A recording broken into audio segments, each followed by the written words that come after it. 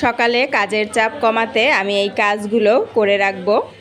আসসালামু আলাইকুম, শানুস mini world থেকে আমি শানু ঢাকা থেকে বলছি। বাসায় কাজ আমরা সারাদিনই করি আর সারাদিনে কিন্তু কাজ করা যায়, তবে সকালের কাজ লিমিটেড সময়ের মধ্যে কমপ্লিট করতে হয়, কারণ সকালবেলা অফিসে যাওয়া থাকে আর যদি কারোর স্কুল গোয়িং বাচ্চা থাকে, মানে সব কিছু মিলিয়ে অল্প সময়ের মধ্যে এতগুলা কাজ কমপ্লিট করা কিন্তু একটু অসম্ভব হয়ে পড়ে। আর যদি একা হাতে সামলাতে হয় তাহলে আমি বলবো বেশ কষ্টসাধ্য। আমারও কিন্তু একই অবস্থা, তাই আমি কিছু কিছু কাজ রাতের বেলায় করে রাখি। যেমন সকালবেলা আমি যা যা রান্না করব আমি ম্যাক্সিমামটাই রেডি করে রাখবো। ভাতের চালটাও ধুয়ে রেখেছি, এতে করে কিন্তু কোনো সমস্যাই হয় না, মানে ভাতের চাল নষ্ট হয়ে যায় না, কোনো কিছুই হবে না। আর এখানে আমি শাক ভাজি করব, তো এটা ধুয়ে একেবারে রেডি করে রাখলাম, জাস্ট সকালে চুলায় বসিয়ে দিব। আর মাছ রান্না করব, তো মাছটা ধুয়ে আমি লবণ হলুদ দিয়ে মেখে রেখে দিব ফ্রিজে। আমি অনেক সময় ভেজে রেখে দেই, তো আজকে আর ভাজবো না, এভাবেই রাখবো। আর রাতের যে খাওয়া দাওয়ার যে থালাবাটি হয়েছে খাওয়া দাওয়ার পরে, ওইটা আমি রেখে দিয়েছি, বুয়া এসে ধুবে। যেহেতু আমার বুয়ার থালাবাটি ধোয়ার কাজ প্রত্যেক দিনই করাই, এই জন্য আমি আর ধুচ্ছি না, না হলে কিন্তু এটাও ধুয়ে রাখতে হতো। আর রান্না করতে যে যে মশলার প্রয়োজন হবে, যেমন শাক ভাজি করতে পেঁয়াজ রসুন মরিচ, তারপরে হচ্ছে মাছের জন্য যা যা মশলা সব কিছু আমি রেডি করে রেখেছি। এই যে পেঁয়াজ কেটে রেখেছি, এখানে মরিচ, তারপরে রসুনটা আমি ফ্রোজেন রাখি। আর পেঁয়াজটা আগে বুয়াকে দিয়ে কাটিয়ে ফ্রিজে কয়েকদিনের জন্য রেখে দিতাম, তবে ইদানিং চেষ্টা করছি যখন রান্না করি জাস্ট তখনই কেটে নিতে। তো শাক ভাজির জন্য আমি রাতেই কেটে রেখেছিলাম, ভাবলাম যে শাক ভাজিটা বসিয়ে দিয়ে মাছের জন্য পেঁয়াজ যে কুচি করব যেটা, ওটা আমি করে নিতে পারবো। আর পেস্ট যেটা ওটা কিন্তু আছে। তো শাক ভাজিটা আমি চুলায় বসিয়ে দিয়েছি, আর পাশের চুলায় কিন্তু মাছ ভাজা হচ্ছে। মাছ ভাজাটাও আমার প্রায় হয়ে গিয়েছে। বাচ্চাদের জন্য কিছু ফ্রাই মাছ তুলে রাখবো, আর আমাদের জন্য বাকিগুলো রান্না করব। আর মাছের জন্য একটু পেঁয়াজ কেটে নিব। আর যেহেতু এখন সকালবেলা একটু তাড়াহুড়া থাকে, মানে অল্প সময়ের মধ্যেও যেহেতু কাজগুলো কমপ্লিট করার একটা ব্যাপার থাকে, এই জন্য আমি পেঁয়াজটা গ্রেটারে গ্রেট করে নিব। না হলে কুচি করলে দেখা যায় যে একটু বেশি সময় লাগবে ওইটা ভাজা ভাজা হতে। এভাবে গ্রেট করে নিলে দ্রুত যেমন কাটা হয়ে যায়, তেমনই কিন্তু দ্রুত এই পেঁয়াজটা ভাজাও হয়ে যাবে। আর পেঁয়াজ কেটে এখন ফ্রিজে না রাখার কারণ, পেঁয়াজ কেটে রাখা এটা নাকি ভালো না, অনেক সময় অ্যাসিডিটিও হয়, এই জন্য কেটে রাখি না। এখন আমি নিজেই কেটে নেওয়ার চেষ্টা করি।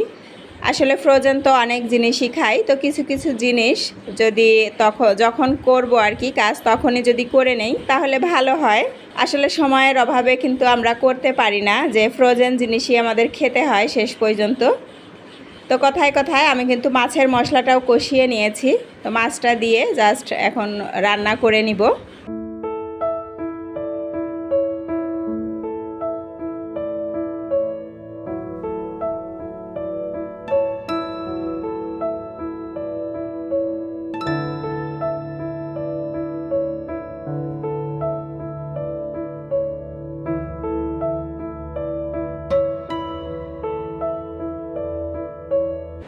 শাক ভাজি হয়ে গিয়েছে, তো এই চুলায় আমি ভাতের চালটা বসিয়ে দিলাম।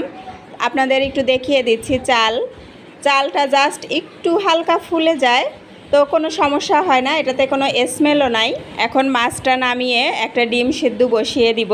সব কিছু গুছানো থাকলে দ্রুত কিন্তু কাজ কমপ্লিট হয়ে যায়। এই তো আমার মাছ আমি টেবিলে নিয়ে এসেছি, তারপরে শাক ভাজি আর কিছু খাবার ফ্রিজে ছিল, তো ওগুলো আমি এখন ওভেনে গরম করব। এখানে মিষ্টি কুমড়া ভাজি করেছিলাম রাতে, তো এটা আমি ফ্রিজে রেখেছিলাম, ভাবলাম যে চুলায় যদি গরম করতে যাই একেবারে গলে যাবে, তার থেকে ওভেনে গরম করে দিব। ডিম সিদ্ধ হয়ে গিয়েছে।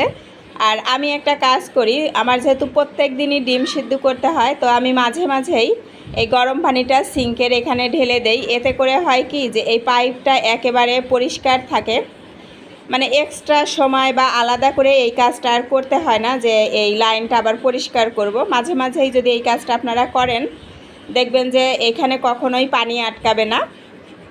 আর এখন আমি আমার হাজব্যান্ডের জন্য লাঞ্চটা বেড়ে দিব।